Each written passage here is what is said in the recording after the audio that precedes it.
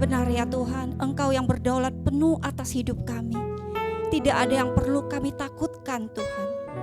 Karena ada Allah, Tuhan segala Tuhan, Raja di atas segala Raja, Pencipta. Engkau Tuhan satu-satunya, ada di depan kami, bahkan ada di dalam hati kami. Ampuni kami Tuhan. Kalau di tahun 2023 sepanjang tahun kami banyak mengalami ketakutan, kami tidak mengakui kedaulatan-Mu atas hidup kami. Ampuni kami Tuhan. Di komitmen kami di awal tahun Tuhan 2024 ini Tuhan, biarlah kami Tuhan mau taklukkan Tuhan setiap serangan Tuhan yang membuat kami takut, karena ada Engkau di dalam kami. Mampukan kami, kuatkan setiap kami Tuhan. Semua pekerja-Mu yang ada di tempat ini, mampukan untuk tetap teguh berdiri Tuhan, bahwa ada Engkau yang menopang mereka tidak berjalan sendiri, ada Engkau. Terima kasih Tuhan, terima kasih. Urapi setiap kami pada malam hari ini Tuhan. Berikan kami telinga seorang murid Tuhan. Kuduskan setiap hati, pikiran, bahkan seluruh kehidupan kami sepanjang hari ini. Yang kami lakukan Tuhan, melukai hati Tuhan, bahkan sesama. Ampuni kami. Malam hari ini kami mau duduk diam, mendengarkan isi hati-Mu. Urapi hamba-Mu yang tidak ada apa-apanya Tuhan, sembunyikan di belakang salib-Mu. Urapi Roh Kudus, kuduskan tempat ini dengan kuasa darah Yesus. Berfirmanlah Tuhan, inilah kami di dalam Kristus Yesus Tuhan. Haleluya, amin. Shalom Bapak Ibu yang saya kasih dalam Tuhan. Masih semangat? Selamat tahun baru ya. Gak terasa kita udah 10 hari memasukin tahun yang baru ini ya. Di tahun-tahun ini kan kita banyak dengar ya, setiap akhir tahun kan banyak nubuatan-nubuatan. Kira-kira takut enggak kalau saudara mendengarnya? Halo? Halo, semangatnya mana nih? Masih on fire enggak nih? Masih, tapi masihnya kok letoy gitu ya. Masih semangat? Woi, apa karena belum makan malam ya? Bapak Ibu yang saya kasih dalam Tuhan ya, mungkin banyak hal yang kita lalai untuk melakukan di tahun-tahun 2023. Biarlah kita komitmen kita untuk komitmen kembali di awal tahun 24 ini. Ya, karena menjelang kedatangan Tuhan semakin mendekat, banyak nubuatan-nubuatan. Mungkin secara manusia kalau kita mendengar itu sangat menakutkan kita. Tetapi semua itu memang harus terjadi. Yang sudah terjadi, yang sedang terjadi, bahkan yang akan terjadi, itu adalah kegenapan firman. Kita tidak bisa untuk membatalkan semua itu, karena itu firman Tuhan yang memang harus terjadi. Bagian kita sebagai anak Tuhan seharusnya, bagaimana sikap kita harusnya? Halo? Dengan keadaan yang ada, kita lihat, kita cocokin dengan keadaan yang sekarang dengan firman Tuhan. Berarti firman Tuhan kita, oh iya ya benar ya, apa yang dicatatkan firman benar terjadi. Jadi kira-kira dengan apa yang terjadi ini membuat kita itu semakin antusias atau membuat kita itu semakin takut ya, ngeri ya. Kira-kira apa? Responnya kita seperti apa? Harusnya kita antusias. Kenapa? Karena Allah kita yang berjanji, semua yang tercatat di dalam Alkitab itu ya dan amin. Semua itu harus terjadi. Kalau firman Tuhan yang terjadi sekarang, berarti Allah tidak berdusta. Apa yang Dia janjikan kepada saya dan Bapak Ibu itu ya dan amin. Ketika yang Dia janjikan kepada kita dengan apa keadaan dunia yang akan terjadi, janjinya setia. Bahwa Dia akan menyertai kita sampai pada akhirnya. Bapak Ibu percaya dengan janji Tuhan itu? Percaya ya. Jadi saya harap setiap kita itu habis liburan, habis tahun baruan, biasanya bautnya itu mulai kendor. Kalau bahasanya Yeni itu biasanya udah mulai kendor. Tapi kita enggak ya, di sini kita semua masih tetap semangat. Ya. Jadi setiap akhir tahunnya kita pasti punya resolusi ya. Untuk planning tahun-tahun akan datang. Saya percaya setiap kita itu pastilah punya catatan tersendiri lah gitu loh. Untuk tahun-tahun yang akan datang harusnya apa. Jadi apa yang perlu kita perbaharui. Buat adik-adik semua yang masih single, Tuhan tahun ini sih saya nggak mau lagi loh, masih sendiri loh Tuhan. Bentar lagi udah Februari Valentine loh Tuhan, masa saya begini-begini aja gitu kan. Saya percaya setiap kita itu pasti punya keinginan, ya punya perencanaan. Tapi perencanaan kita itu istilahnya nggak ada yang salah. Ketika kita mengutarakan kepada Tuhan. Saya punya teman dulu begitu, dia bilang, saya catat, setiap tahun itu saya catat, Tuhan, saya mau Tuhan pasangan saya itu yang kurus, yang tinggi, yang ganteng, yang putih, pokoknya lengkap lah. Tahu nggak katanya, yang saya dapatkan itu persis loh. Wih, puji Tuhan. Ya, jadi intinya setiap kita, hidup kita itu harusnya ada peningkatan. Harus hidup di atas rata-rata. Kita yang mungkin masih di kosan, minta sama Tuhan. Tuhan, saya sekalipun dunia dalam keadaan resesi, tapi hidup saya Tuhan sanggup prioritaskan, Tuhan sanggup promosikan. Ya, kita minta sama Tuhan. Paling tidak Tuhan, tahun ini bolehlah Tuhan, saya mulai ngontrak rumah. Yang ngontrak rumah Tuhan, bolehlah Tuhan. Biarpun saya boleh punya rumah lah. Bolehlah memiliki rumah. Yang masih punya motor, Tuhan bolehlah Tuhan, saya punya mobil lah. Enggak ada salah kita minta kepada Tuhan. Tetapi semua keinginan kita itu Tuhan katakan harus sevisi dengan apa yang Tuhan inginkan dalam kehidupan kita. Ya, di dalam firman Tuhan di dalam Matius 6 ayat 33 dikatakan, cari dahulu kerajaan Allah dan kebenaran, maka semuanya itu akan ditambahkan. Firman Tuhan, ketika kita mencari kerajaan Allah, janji Tuhan, semua yang menjadi keinginan kita itu bukan untuk memuaskan daging kita, tetapi keinginan kita yaitu selaras dengan apa yang menjadi kerinduannya Tuhan. Saya percaya firman Tuhan itu pasti ya dan amin. Dikatakan Tuhan akan tambahkan. Kita sebagai orang tua aja kita nggak mungkin mau lihat anak kita susah, apalagi Tuhan kita. Nggak akan. Tuhan pasti pelihara setiap hidup kita. Dunia boleh resesi, tapi kita sebagai anak-anak Tuhan, ketika kita melakukan firman, kita tekun di dalam Tuhan. Janji Tuhan tidak akan pernah diingkari. Tuhan kita setia. Cuma ada kalanya Tuhan membawa kita itu dalam masa proses. Itu yang seringkali membuat kita itu tidak sabar untuk menanti. Tuhan tidak pernah mengkasihkan sesuatu yang instan kepada kita. Kenapa? Kalau dia kasihkan instan kepada kita, secepat membalikkan telapak tangan, itu sama aja kita tidak akan pernah mengenali Tuhan. Sama aja kalau kita kayak kita kalau teman-teman dalam Komsel, karena tiap minggu ketemu, selain minggu mungkin hari Rabu kita ada ketemu, lama-lama jadi akrab, kita menjadi kenal. Hobinya apa, kesukaannya apa, kita semua tahu jadinya. Tapi kalau kita cuma ketemu di gereja cuma sekedar say hello, kita tidak akan bisa mengenal. Begitu juga Tuhan mau kita mengenal dia lebih dan lebih lagi. Itu yang Tuhan inginkan di dalam setiap kehidupan kita. Di dalam Amsal 16 ayat 9 dikatakan, hati manusia memikir-mikirkan jalannya, tetapi Tuhanlah yang menentukan arah langkahnya. Ya, artinya kita sebagai manusia bisa kita berencana. Tetapi Tuhan itu menentukan langkah-langkah kita. Enggak ada salah kita berencana. Tapi percayalah, setiap rencana kita taruh di dalam tangannya Tuhan. Tuhan pasti memberikan yang terbaik buat kita. Bapak Ibu, di dalam kehidupan kita, kalau kita mengakui ya, Tuhan itu satu-satunya yang berkuasa, berdaulat sebagaimana pujian kita tadi atas hidup kita. Ya, saya percaya, berarti kita menaruhkan hidup kita sepenuhnya kepada Tuhan. Ketika kita menaruhkan sepenuhnya kepada Tuhan, cinta kita akan Tuhan tidak akan pernah luntur. Amin.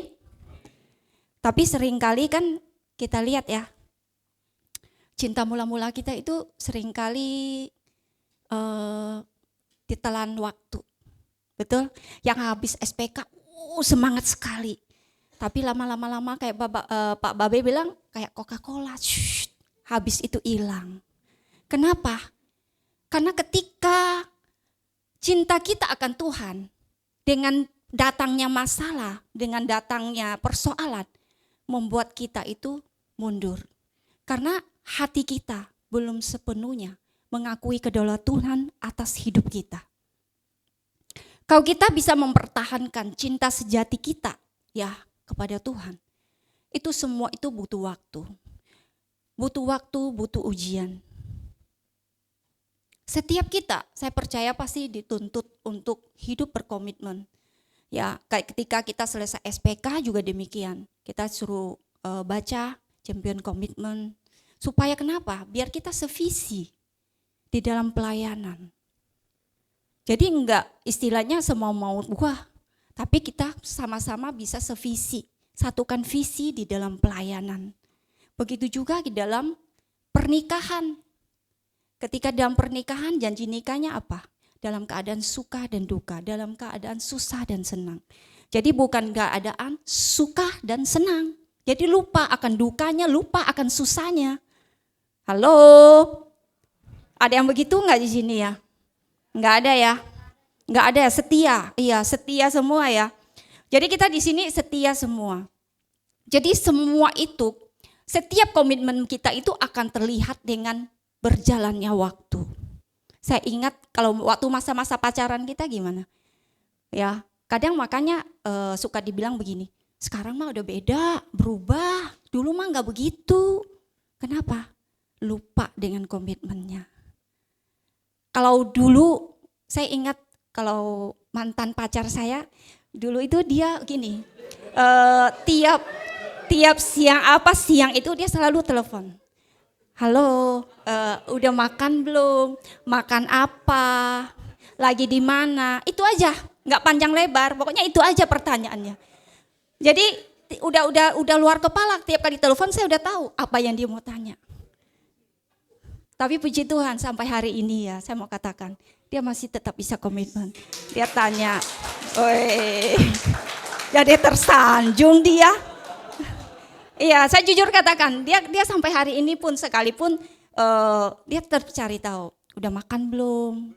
Lagi di mana? Kadang aja sengaja saya bilang belum. Kenapa belum? Iya tapi itulah ya. Sekalipun sepatah dua patah kata. Tapi itu tahu enggak, itu akan membuat hati kita bergelora. Begitu juga cinta kita akan Tuhan. Kesetiaan kita kepada Tuhan, itu istilahnya Tuhan melihat loh, ketekunan kita di dalam Tuhan. Bukan hanya Tuhan yang setia, Tuhan kita tetap setia. Tapi Tuhan juga mau kesetiaan kita. Tuhan melihat sampai di mana kesetiaan kita. Ketika ada masalah datang, masih bisa tetap percaya enggak aku Tuhan yang sanggup mengadakan mujizat untukmu? Masih percaya enggak aku Tuhan yang sanggup bukakan pintu untukmu? Ketika Tuhan datang, apa yang Tuhan katakan? Masih ada imankah di bumi? Tuhan tidak mencari apa-apa, tapi Tuhan maukan iman saya dan Bapak Ibu. Itu yang Tuhan maukan di dalam kehidupan kita. Amin. Ya, kita di dalam pekerjaan juga demikian. Kita dituntut untuk kontribusi menghasilkan yang terbaik untuk perusahaan. Ya, apalagi kita di dalam Tuhan. Kita melakukannya untuk Tuhan di atas segala Tuhan, Raja di atas segala Raja. Bapak Ibu kalau kita merenungin ya, bagaimana siapa kita sampai Tuhan memilih kita untuk melayani. Kemarin itu si Yongti ya, dia sempat sharing, aduh saya pusing nih, share siang nih kurang, bagaimana nih. Ya saya bilang, ayo coba cari headnya, cari Cik Yeni, Cik Pui, itu ada solusinya gimana. Kalau enggak coba minta mereka dijadwalin untuk untuk pelayanan 2 kali. Si Pui bilang iya yang mau melayani 2 kali. Itu anugerah Tuhan loh. Tuhan mau percayain kita melayani 2 kali loh. Luar biasa. Ternyata banyak yang mau. Akhirnya masalah terselesaikan. Amin. Puji Tuhan. Ya. Kalau kita renungin ya, siapa kita gitu loh. Tuhan memilih kita loh. Tuhan mempercayakan kita untuk melayani. Itu benar-benar suatu anugerah. Gitu loh. Bapak Ibu yang saya kasih di dalam Tuhan. Mari kita semakin kobarkan cinta kita akan Tuhan. Lewat apa? Lewat bangun hubungan dengan Tuhan. Jadi kita sadar ya, dalam hidup kita itu, hidup ini bukan milik kita lagi. Ketika kita menyadari hidup kita bukan milik kita lagi, kita ini milik Tuhan seutuhnya, maka kita pasti punya kerelaan hati untuk dipakai Tuhan tanpa ada persungutan. Kalau kita masih punya persungutan, berarti kita masih memiliki hak atas hidup kita. Saya berani katakan, kita masih memiliki hak. Kita menentukan hidup kita, kita menentukan langkah kita. Firman Tuhan katakan, ketika engkau mengandalkan kekuatanmu sendiri, terkutuklah engkau. Jangan harap hidupmu mau diberkati. Jangan harap ketika kita itu mengalami jalan-jalan buntu, jangan harap Tuhan mau tolong kita. Kenapa? Karena kita mau dengan ngandalin kekuatan kita. Tapi ketika kita datang merendahkan diri, percayalah dia Allah yang setia. Dia mengampuni, dia melupakan, Tuhan katakan, semua dosa-dosa kita, semua masa lalu kita. Bahkan kita sendiri sedang kadang tidak mengampuni diri kita. Kita masih mengingat-ingat dosa kita. Tuhan katakan, aku sudah mengampuni. Aku dosamu merah seperti kirmiji, tapi aku putihkan seperti bulu domba, seperti salju. Apa kurang baiknya Tuhan? Tapi kita yang sering tidak mengampuni diri kita, kita masih mengingat-ingat. Karena intimidasi daripada iblis. Bapak Ibu yang saya kasih di dalam Tuhan. Di dalam 1 Korintus 6 ayat 12 dikatakan, sebab kamu telah dibeli dan harganya telah lunas dibayar. Karena itu muliakan Allah dengan tubuhmu. Bapak Ibu mau pergunakanlah sisa waktu kita yang ada untuk muliakan Tuhan. Dalam hidup ini kita nggak tahu. Kemarin sore saya baru melayat, itu sepupunya Ko Aling ya. Itu keluarganya pada kaget, semua keluarganya datang dari Makassar, dari Bandung, mereka kaget. Masa cuma diare, usia 54 tahun, meninggal. Keluarga kayaknya kurang terima, menyalahkan istri, menyalahkan anak.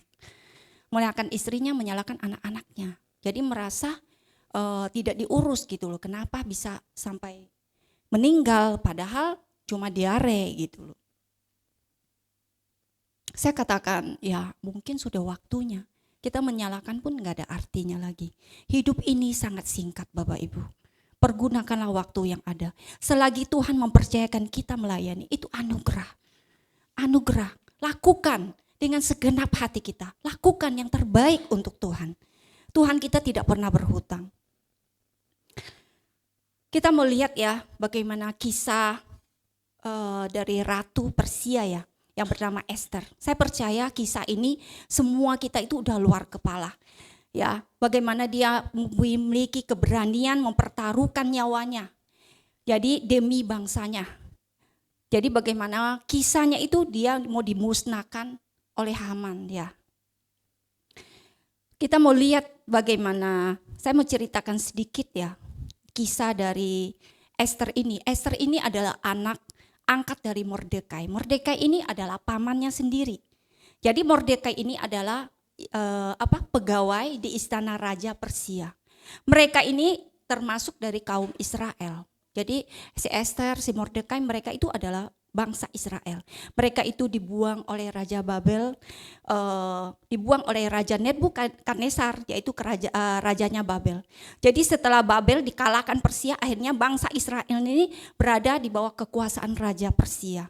Dan Esther ini kita baca sama-sama di dalam Esther 4 ayat 15 dan 17. Firman Tuhan bisa ditampilkan? Ya. Mari kita boleh baca sama-sama ya. 2, 3. Maka Esther menyuruh menyampaikan jawab ini kepada Mordekai. Pergilah, kumpulkanlah semua orang Yahudi yang terdapat di Susan dan berpuasalah untuk aku. Janganlah makan dan janganlah minum 3 hari lamanya. Baik waktu malam, baik waktu siang, aku serta dayang-dayangku pun akan berpuasa demikian. Dan kemudian aku akan masuk menghadap raja. Sungguh pun berlawanan dengan undang-undang, kalau terpaksa aku mati, biarlah aku mati. Maka pergilah Mordekai dan diperbuatlah tepat seperti yang dipesankan Esther kepadanya. Bapak Ibu kita lihat ya, bagaimana kehidupan Esther ini. Dia berani mempertaruhkan nyawanya. Apa yang dikatakan? Kalau aku harus mati, gak apa-apa, biarlah aku mati. Bagaimana dengan kita? Kita yang sudah diselamatkan. Ini saya renungin kisah ini gak jauh beda dengan kehidupan kita. Kehidupan kita yang tadinya kita hidup dalam kegelapan, Tuhan memanggil kita, membawa kita kepada kerajaannya yang kekal, yang terang. Sekarang kita itu udah milik Tuhan seutuhnya. Tetapi bagaimana sikap hati kita ketika kita melihat jiwa-jiwa yang belum dimenangkan? Bagaimana keadaan kita, bisa nggak kita hidup tenang, bodoh amat, yang penting gua berkecukupan, hidup gua udah begini aja, saya nggak pusingin orang sekitar sekeliling kita. Bisa nggak kita seperti itu?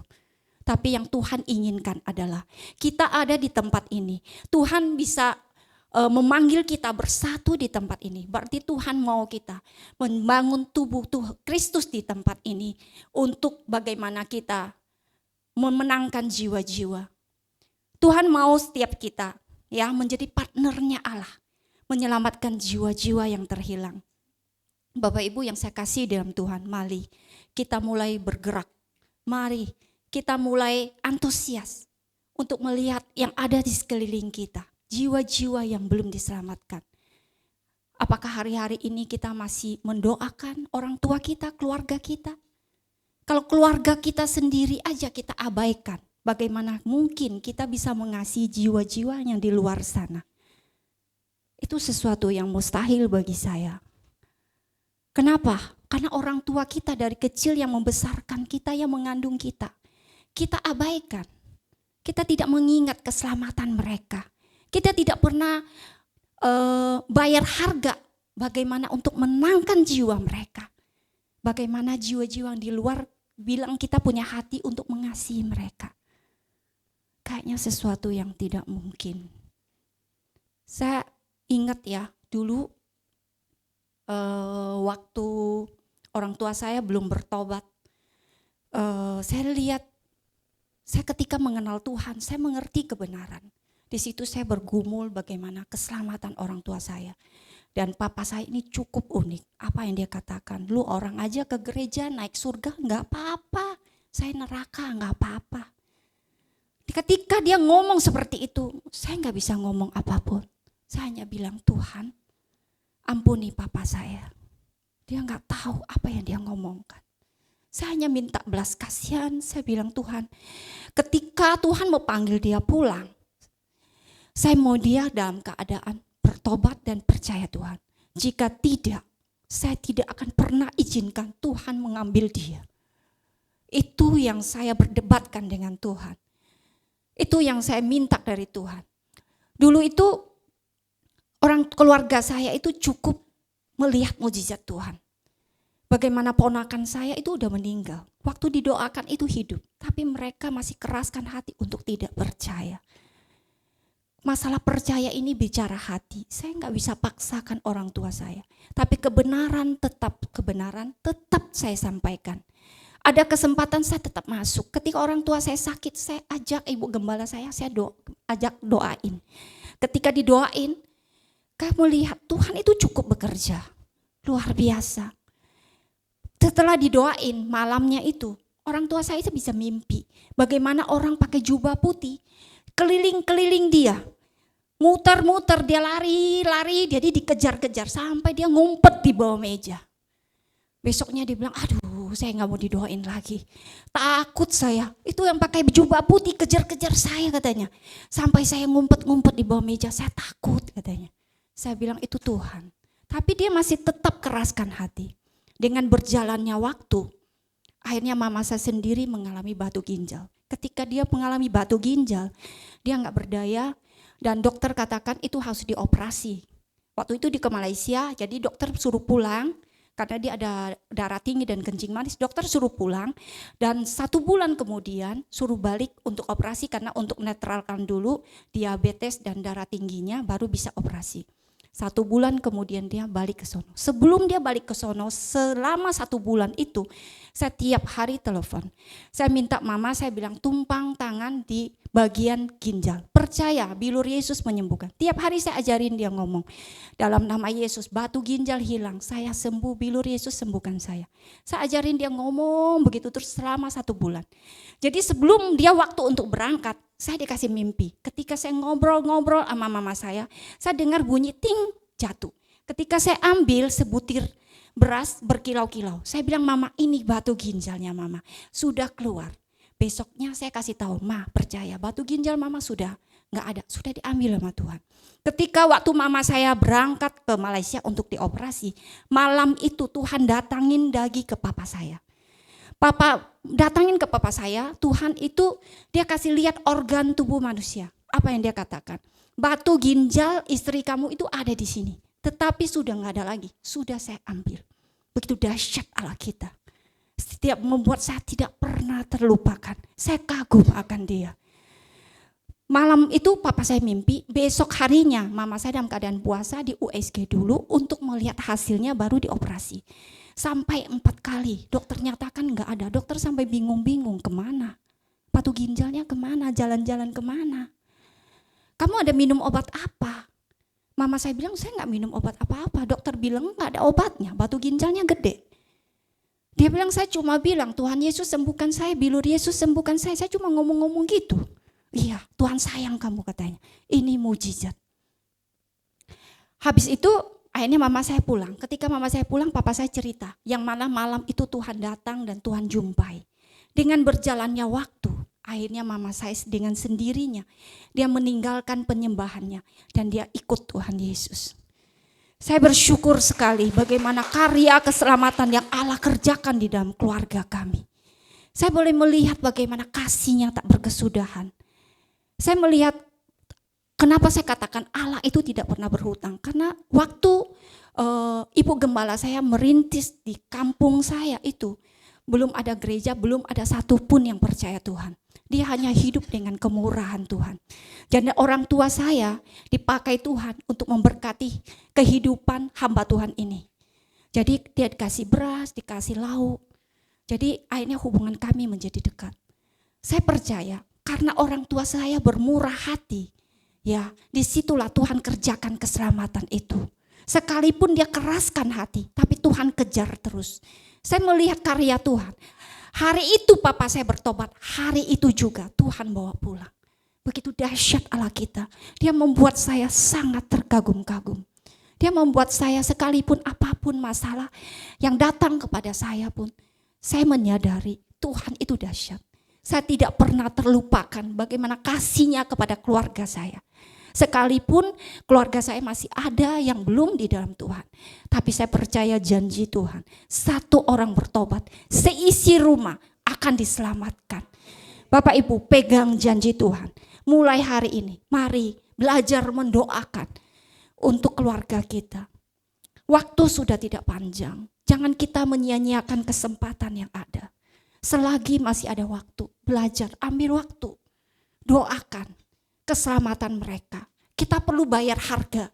Karena kita adalah orang-orang yang sudah dipilih untuk mendobrak iman mereka untuk kembali kepada Tuhan. Sebagaimana Esther, bagaimana dia relakan mengorbankan dirinya untuk doa puasa. Bagaimana keselamatan bangsanya. Amin. Ya, Bapak Ibu yang saya kasih di dalam Tuhan. Kita melihat ya, bagaimana apa sih rahasianya si Esther ini, kok dia bisa begitu kuat untuk menaklukkan masalah yang itu. Yang pertama saya mencatat, karena Esther tidak fokus pada masalah.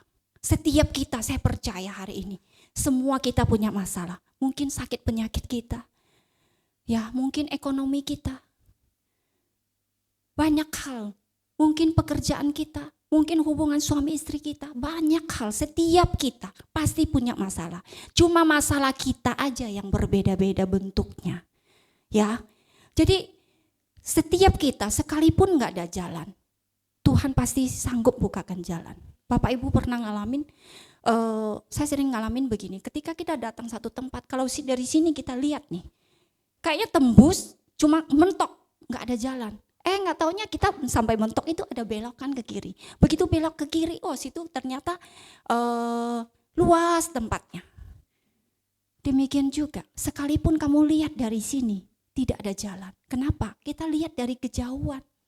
Depan itu nggak ada jalan, cuma ada dinding, tembok. Tapi percayalah, Tuhan sanggup bukakan jalan. Ketika kita nyetir pernah ngalamin gak? Saya berkali-kali sering ngalamin. Kiri kanan kayaknya udah mulai jalan. Kita itu berasa mobil kita itu mundur. Sampai kita mesti nginjak rem kencang-kencang. Padahal tidak mundur. Kita percayalah.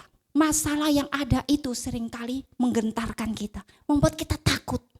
Tapi kita harus taklukkan di dalam nama Yesus. Kita percaya kita punya Tuhan yang jauh lebih besar dari masalah kita. Kita hanya punya Tuhan yang dokter di atas segala dokter. Sanggup melakukan segalanya untuk kita. Tidak ada mustahil bagi dia. Pegang janji Allah dalam hidup saya dan Bapak Ibu. Amin. Kita mau lihat Esther bagaimana ketika dia mendengar kabar itu tidak menggentarkan dia. Tapi dia kuatkan imannya, dia teguhkan hatinya. Dia bagaimana minta perlindungan Tuhan. Ya, setiap kita. Jadi kita itu rata-rata dibesarkan dari pola asuh budaya kita yang rasa takut. Benar enggak? Dari kecil kita itu diancam-ancam gitu loh. Apa saya sendiri ya? Di sini ada enggak begitu? Saya percaya setiap kita juga begitu ya. Ketika kita mau pergi, coba lu pergi lu, kupatahin kaki lu. Kita diancam. Kenapa kita diancam? Supaya kita taat, supaya kita tunduk. Gitu loh. Saya ingat dulu waktu saya pulang sekolah itu, kita senang satu kelompok itu kita petik-petik bunga waktu masih SD ya. Jadi sepanjang jalan kalau ada bunga kita petik. Udah gitu kita kumpulin. Nanti kita main rumah-rumahan, masak-masak gitu loh. Jadi suatu hari mama saya bilang, petik-petik bunga loh. Nanti tangannya buntung, matanya buta. Wih takut loh kita. Sampai bunga itu saya balik-balikin di mana kita petik. Terus dari situ aku udah nggak berani petik-petik lagi. Kalau enggak, bunga belum sempat mekar, kita udah petik duluan. Masih kuncup aja udah dipetik-petik. Kapan berbunganya dia habis sama kita. Belum lagi daun-daunnya. Gitu loh. Kita sering dari kecil itu kita udah ditakut-takutin. Ya. Jadi tanpa disadari itu pun diturun ke kita tanpa sadar. Mulut kita kadang juga demikian kepada anak kita. Kita dulu kalau duduk di bantal bilang jangan duduk di bantal lu, bisulan lu. Hubungannya apa bantal sama bisul coba. Kita ditakut-takuti. Kalau masih gadis jangan duduk depan pintu lu. Berat jodoh, wih mau enteng jodoh cepat-cepat pindah. Kita banyak dengan ketakutan-ketakutan. Membuat kita itu tertanam di bawah dalam sadar kita. Tanpa kita sadari. Jadi sekarang ini ketika ada masalah sedikit itu membuat hati kita goncang. Kita itu banyak ketakutan. Demikianlah hidup kita. Kita harus akui itu di hadapan Tuhan. Tapi hari ini kita mengerti kebenaran Allah. Kita harus taklukkan semua kebenaran itu dengan firman Tuhan. Hanya dengan firman Tuhan senjata kita untuk memerangi setiap ketakutan yang masih merintangi jalan kehidupan kita. Amin. Karena rasa takut itu akan menghalangi langkah kita Bapak Ibu. Ya. Yang kedua dikatakan rasa takut itu akan menjadi menghalangin kita untuk tidak melakukan apapun untuk Tuhan. Jadi kita gak bisa buat apa-apa untuk Tuhan. Kita gak bisa apa-apa. Tuhan mau pakai hidup kita. Karena kebanyak ketakutan yang masih menguasai hidup kita. Sehingga kita itu tidak bisa apa-apa. Disuruh melayani, enggak saya malu, saya gak bisa. Padahal Tuhan mau pakai hidup kita. Semua kita itu tidak ada yang bisa. Semua kita itu perlu dilatih. Amin. Butuh waktu, butuh dilatih. Yang penting kerelaan hati kita. Mau gak kita dipakai? Itu aja. Jangan banyak alasan.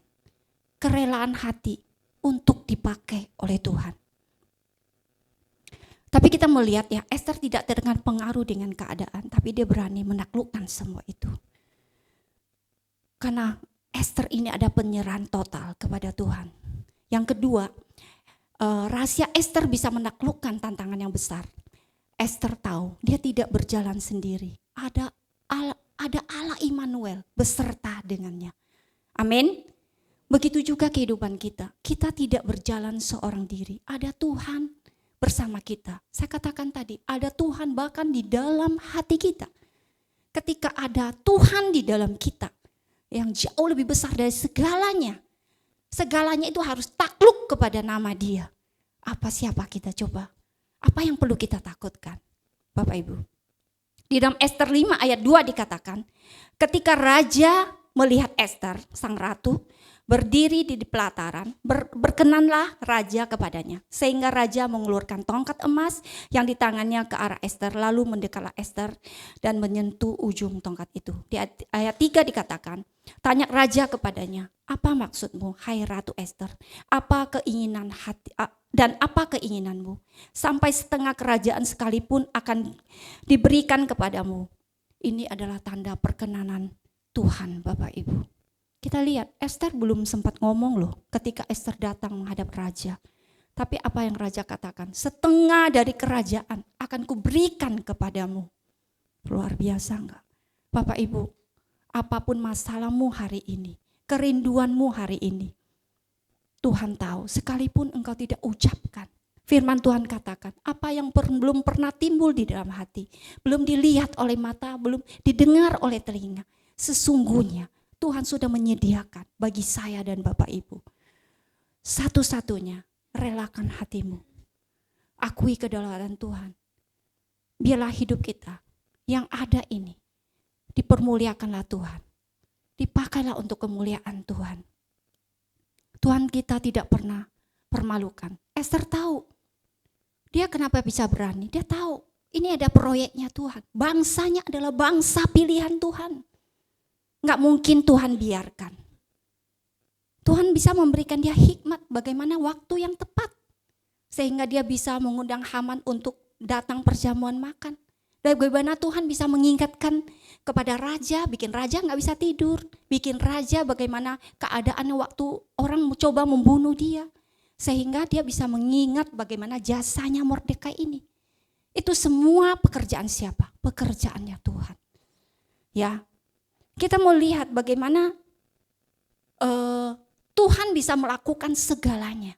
Hari ini mungkin kita belum melihat apa di balik masalah kita itu jawaban Tuhan. Kalau kita udah melihat kita baru, oh Tuhan ternyata.